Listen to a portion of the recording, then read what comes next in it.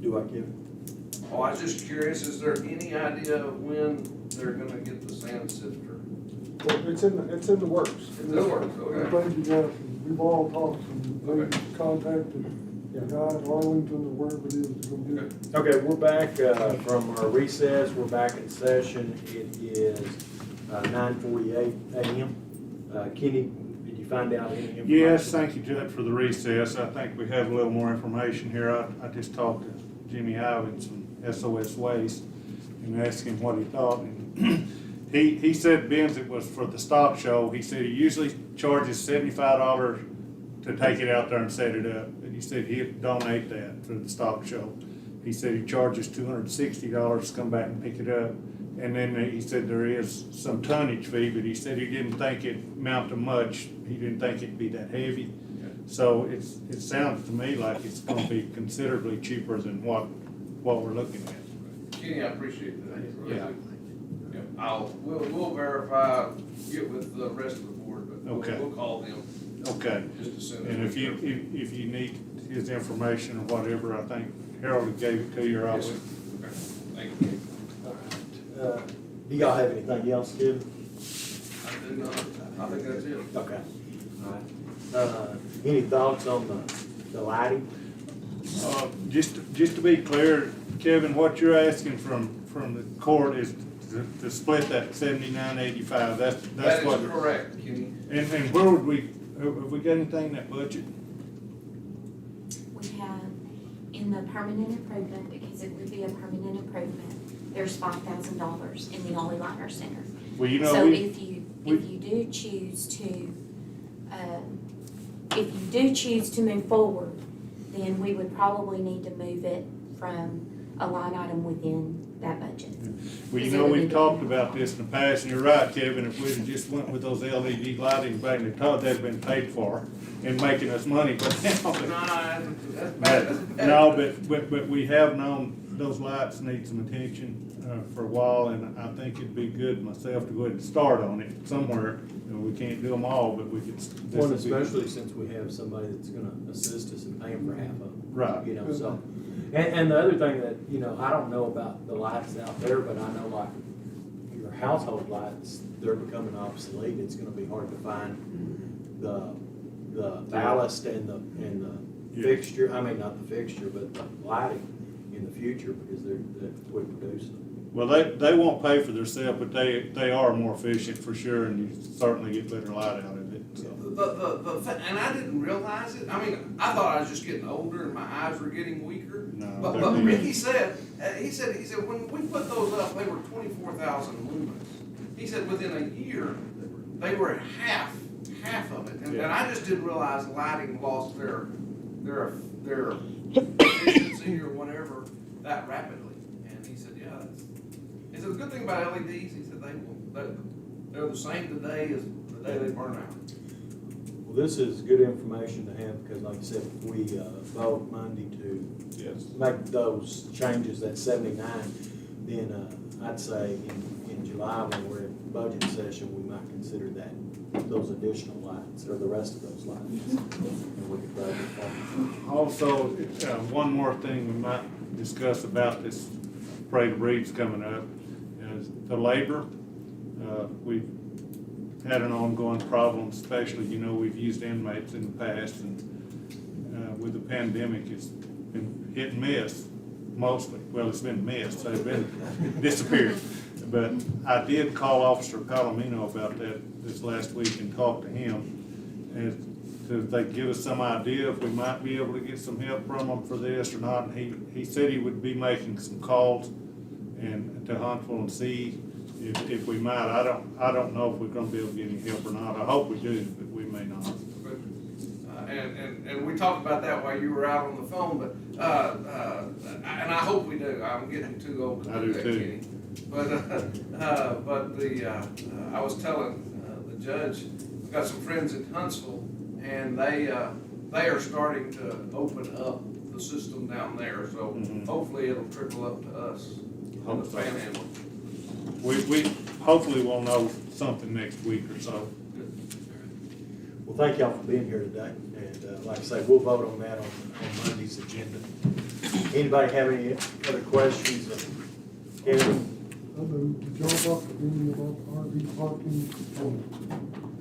Yes, we've talked about, and one of the deals on there is RV parking. I don't know if it was last year, year before last, the carnival came in and kind of caused some problems, not with the city or anything. What the Parade of Breeds asked Benny is if we could reserve that RV parking out there, we will pay for it, we'll guarantee the payment to the county or city or whoever gets the payments, and we will collect from the stock show people that bring their RVs, but, We'd like to just have it all. that would help us to prevent the carnival crew coming in and taking up, the spots and stuff, so. I don't know if we need to reserve that with y'all or with Benny or how we need to do that. So that was a question that we would really like to reserve that RV park. Okay. I've got this list here, and I think we've covered everything except number 5. It says, because of the size of the show, could we move the rolling stock, forklifts, trailers, et cetera, to the east side, either to the jail property or to the barn on the west side? Have a chance for a dance on that side and do not want the kids climbing on the equipment and possibly getting injured. And so I don't think there's any issues with them. No, I think it'd be a good idea. We talked to Benny about that, and more for the liability of the county and the Parade of Breeds, just so a kid doesn't climb up there or take Benny's keys from him if he left his keys in there. I mean, just there were a lot of things that we were You're a trying 6-year-old to. boy, that's the funnest place in the world to crawl. So that was but we talked to Benny about that. He did not see a problem. Okay, all right. Anything else? All right, well, thank y'all. Thank you. And then that concludes our agenda for today. Let's look at Monday's agenda. You guys have a good day. Thank you. All right, see y'all. Thank y'all. We'll have the auditor's report, treasurer's report. Let me see. I think I've added something to mine. Yes. I received a letter from, or a request from Jeff Stalka at Emergency Management. And, back in, what was it, October, David, we applied, we declared a disaster because of the winter storm that we had we lost the ice storm, where we had lots of damage to our utility services. And because of the winter storm in February, the state had created a grant opportunity for counties that had ill effects from the winter storm. And they had talked to David, and David, if you want to speak to him, you can just tell him. Yes, at that time, I was asked if there was any kind of damage in the county. And of course, I called Mario in Petersburg, and I talked to the mayor over here in Hill Center. There wasn't any storm damage in our area that they were aware of, so nothing that we can apply that money to for the grant money. So that's what we stood at. And the last storm we had, our electricity here was just out for an hour and a half. Yeah. So it didn't do any damage at all. As far as I told them, as far as I know, I said, there's not. Okay. We can apply for it. The judge got the calls. Yeah, and what they're wanting is, because we didn't have the damage, they want me to sign a form saying that we're not applying for the grant. And I think it's to help free up funds for other places that had lots of damage. The only damage I'm aware of is what we had over here at the juvenile probation building. It wasn't substantial. It wasn't substantial, and I don't think it's, with the insurance we're gonna get, I don't think a grant would be warranted. So, I'll ask for y'all's permission on Monday to allow me to, not apply and to sign that, form saying that we're not going on. So, and then, let's go down to Jim's deal. Also on Monday, I visited with Jim. Jim has a hearing in the district court, and he was gonna talk to Judge Serpoli. Anyway, on Monday, we're gonna let Jim go first, right after our allegiance and prayer. We're gonna have Jim, let him do his agenda item. So, Jim, if you wanna drop down and do yours, and then yours is Jim Tyree, private citizen. Is that what it says? I had to turn off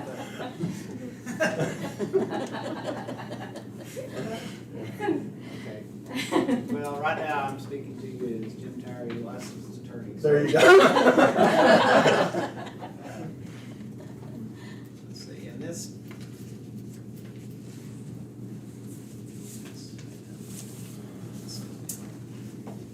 So, a couple of things that I have in my non-private capacity is, first of all, well, they're both related to the dam project, or the dam project, whichever one you want. The first is, I think, I didn't print off the agenda this morning, but anyway, the one thing is, there is a form that has to be submitted it's entitled Assurances Related to Real Property Acquisition, and it's basically saying that the county, as a sponsor of this, will, and I put a copy of this in all your Hale's box. The county, as a sponsor of this project, is committed to making sure that we have the appropriate land rights to go with it, which would mainly be the floating easement. If any acreage needs to be added to that current easement that's been there since 1975. So it's just saying y'all will be committed to obtaining those rights, and if that involves even, some sort of eminent domain proceeding, then the city and county would prosecute that to the necessary extent to get the rights. So, and also to let the judge sign that, it's a couple page form and has a place. And I've also sent this to Jeffrey Snyder, because I think the city will need to approve that as well, since they are a sponsor. And I think it's on their agenda for their Tuesday meeting. So the other part of that is I have written a letter, and I gave you a revised version of that letter, Judge. This is to go with the original copy for signature. I've written the letter. It just basically says, I think we still have that our current easement and land rights out there are still in effect and sufficient to let us have the dam and impound water and drain water and all that. I went back though yesterday after they had sent me a sample letter, and I got to looking at it, and it had what I would call some magic words in it that I went back and added. That's what the revised copy is, just to make sure that somebody at the Corps of Engineers doesn't say, well, you didn't say, X, so we can't approve this. So the first thing is to approve that assurance form, allow the judge to sign it, and approve attaching my letter with it to go on to, like I say, I think it goes to the Corps of Engineers for whatever part they have in this process. So, and then the next thing is the operation and maintenance agreement. That was what was sent a couple or 3 weeks ago when we first talked about this. There were a couple of typographical errors in it that said this project was in Hayes and Caldwell County, and I don't think the draw runs that far down. So they changed that. Jeffrey had asked him to put in a couple of things, and I'll print out a copy of that, the revised agreement, and get to y'all today. But Jeffrey had asked him to put a couple of things in about the NCRS assisting the city and county as far as with inspections, and say, I guess making, if there was anything that needed to be done as far as, brush removal or vegetation, things like that, that they would help do those inspections and make the recommendations as we go along. So those are the two things. Do y'all have any questions about either of those things? It's mainly just sort of hoops we gotta jump through to get this thing rolling. So if y'all don't have any questions about that, I'll move to my private citizen portion. Plainview Band Boosters has signed a lease agreement for the Ollie Liner Center on May 1st to have the band banquet this year. We originally were hoping to have award ceremony and then dance for the kids. The school district administration has axed plans for the dance, so we're just down to basically an hour or two of awards and maybe some door prizes and things. But as this is basically just leasing this on me, basically as sort of an agent for the school district because of all the rigmarole that'd be involved with them doing it. We're asking y'all to approve us doing this for no rent, for free. And we'll be using, I don't know, I guess it's the exhibit barn, whatever end it is, the big barn area, so we can have social distancing and set up. And I don't know right now, I haven't heard as far as if all band kids came, that's like 260 kids, I think. And I don't know if they put a cap on the number of people that can attend with the kids, so it's upward from that. I don't think every band kid will attend, but we will, of course, set it up to be socially distanced and all that kind of stuff. So we appreciate your consideration for that. All right. Any questions of Jim on either item? All right. Appreciate it, Jim. Excuse me. To go back up to on mine, I skipped over the entrances of the courthouse. I'd like to publicly apologize to anyone. I had a gentleman approach me saying that he had walked up these north steps to get a birth certificate, and he was 85 years old, and got up there and the door was locked and had to make his way down. So like I say, and I'm sure he's probably not the only person that's done that, so I'd like to apologize to him for that. We've went around and put barrier tape at all those stairwells, hoping to get where they won't walk up the steps. I realize that's not a permanent solution, so I'd ask Kenny and Hale about getting signs made to place there at those 3 entrances that basically say that, this is not an entrance, it's an emergency exit only. Also, to get a couple of signs to post at our entry points on the north and south side of the building so that people can, because especially over here, the south side, that door is hard to see if you don't know where it's at. And so, so that's what we'd like to do. Like I say, the main purpose, we closed those during the COVID situation to monitor people as they came into the courthouse as far as for possible symptoms of COVID. But we've talked about it for several years now of doing that for a security standpoint. The Justice Center only has one point of entry that people come in. So we'd like to keep it like that. But we also wanted to make the courthouse as accessible to anyone that wants to come. And so I did ask them to order those signs. David is in the process of contacting about getting those, what did I tell you they called those? Panic hardware. Panic hardware to put on the outer doors. Basically, it's a push bar operated from inside.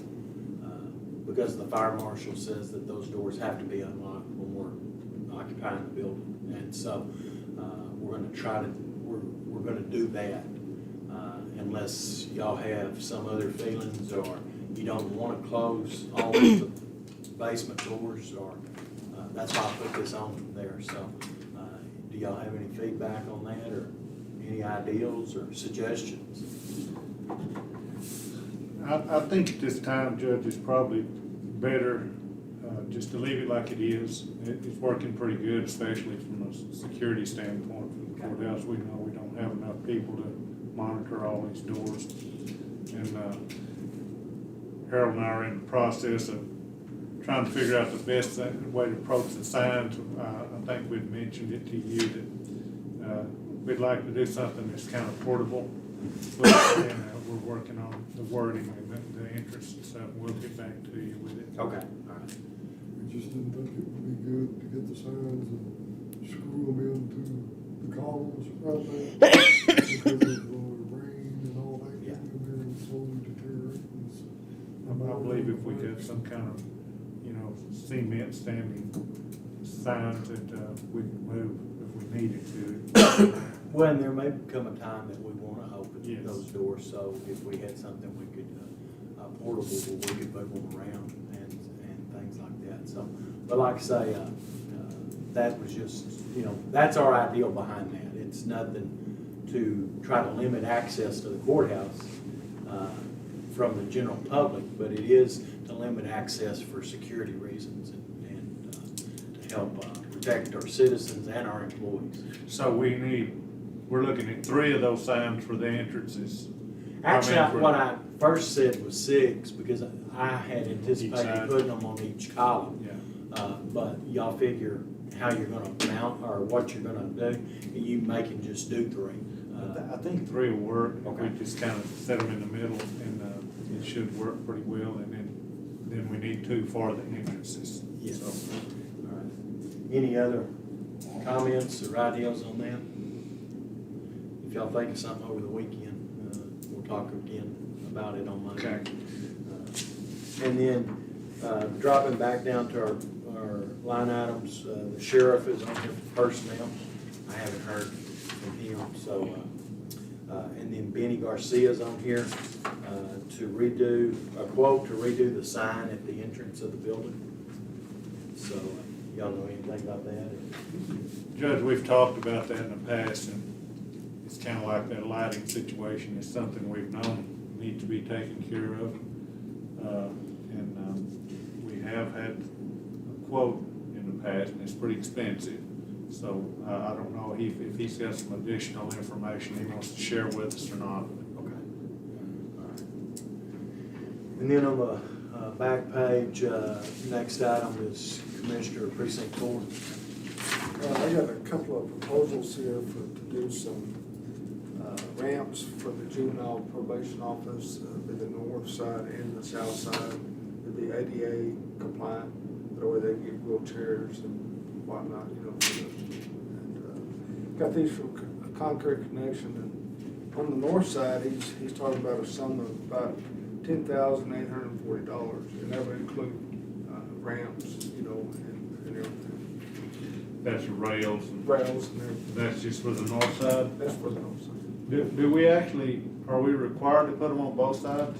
I would think because of the fire, Yeah. the north side would be blocked, you'd have to have another exit, Yeah. And so I think we would be required to do both. But he didn't get you one for. Yeah, I've got- Oh, okay, I'm I sorry. was just presenting. I jumped ahead of you.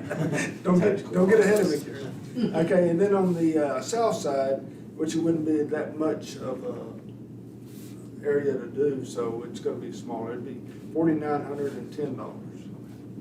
So we're looking at about 15,000 total.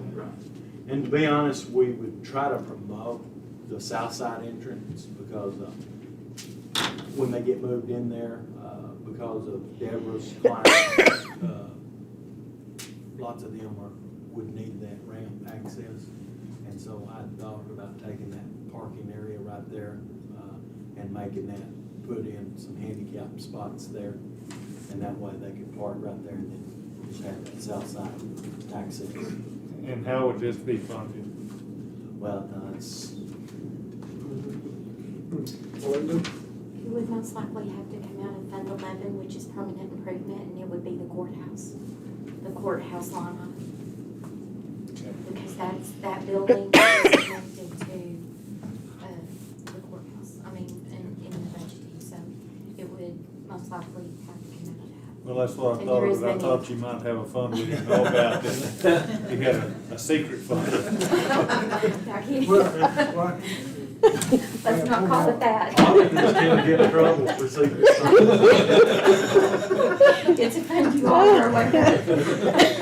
Well, it got everybody's attention. Yeah, $15,000 gets my attention, so. And the north side is, it's gonna be long, because it's gonna extend from the street to the buildings. She has that fund in her access as private citizens. so. No, sir. The problem with the reason I thought the south side would be a good side is because that parking lot is right there, you know. If you go to the north side, the person, if they're in a wheelchair, they have to go to the edge of the street there at the stop sign and come up on that sidewalk. And so, like I said, to me, the south side would be a whole lot more accessible for them. Well, especially since we've redone our parking lot and got rid of those.